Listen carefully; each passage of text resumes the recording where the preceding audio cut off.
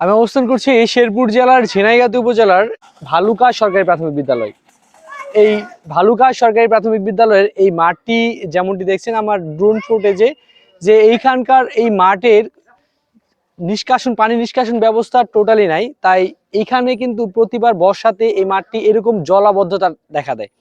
আমরা যেমনটি প্রতিবারই কিন্তু এই কথাটি আমরা বলেছি, আরো কয়েকবার এটা নিয়ে আমরা প্রতিবেদন করেছি যে এই মাঠের জলাবদ্ধতা নিরসনের উপায়টা কোথায়, বা এই মাঠের জলাবদ্ধতার এখানকার যে কিশোররা আছে, শিশুরা যারা স্কুলে পড়াশোনা করে তাদের খেলার মাঠ, এবং কি এই এলাকার যুব সমাজ তাদেরও কিন্তু খেলার মাঠ। তো খেলার মাঠে যদি জলাবদ্ধতা থাকে তাহলে কিন্তু সচরাচরই শিশুদেরও খেলা বন্ধ হয়ে যাচ্ছে, বা যুব সমাজেরও কিন্তু খেলা বন্ধ হয়ে যাচ্ছে।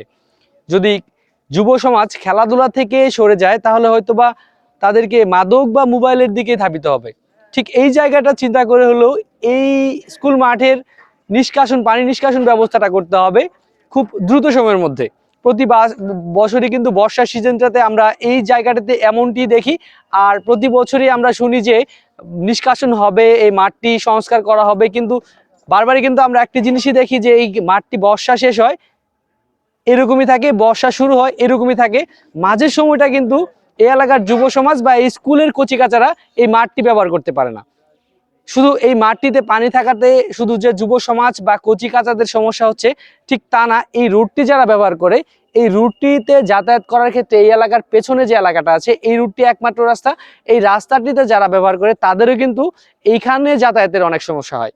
প্রতি বছরই এই সমস্যাটা, এই যে দুর্ভোগ, জনমনের একটি অশান্তি, জনগণের যে একটা সমস্যা, এই সমস্যাটা তুলে ধরার চেষ্টা করেছি আজকের পর্বে।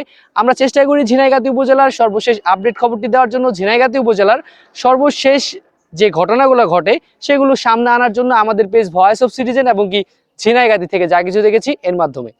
আমাদের গ্রুপ ঝিনাইগাতি থেকে যা কিছু দেখেছি এই গ্রুপটির সঙ্গে জয়েন করতে পারেন, আমাদের পেজ ভয়েস অফ সিটিজেনের সঙ্গে যুক্ত থাকতে পারেন। আপনার এলাকার সমস্যা তুলে ধরতে পারি, আপনার সম্ভাবনাময় দিকগুলো তুলে ধরতে পারি আমাদের পেজের মাধ্যমে।